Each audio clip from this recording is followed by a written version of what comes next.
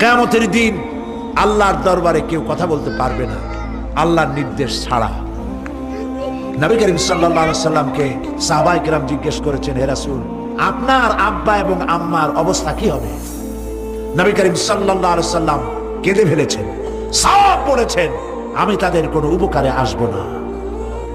পৃথিবীর সব মানুষ, সাহাবায়ে কেরাম বাদ দেন, পৃথিবীর সমস্ত মানুষ একত্রিত হয়ে আবু তালেব রাসূলুল্লাহকে যে ভালোবেসেছেন, ওর 1000 ভাগের 1 ভাগও সারা দুনিয়ার মানুষ রাসূলুল্লাহকে ভালোবাসতে পারবে?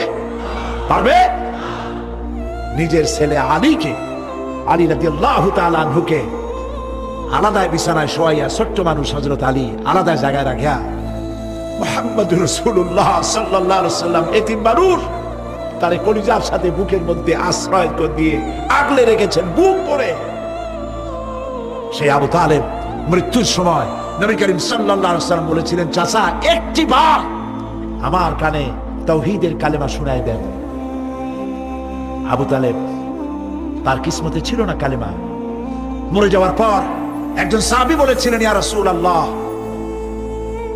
মৃত্যুর সময় আবু তালেবের মুখ আমি নড়তে দেখেছি, তিনি কালেমা পড়েছেন সম্ভবত। রাসূলুল্লাহ সাফ বলেছেন, আমি শুনি নাই।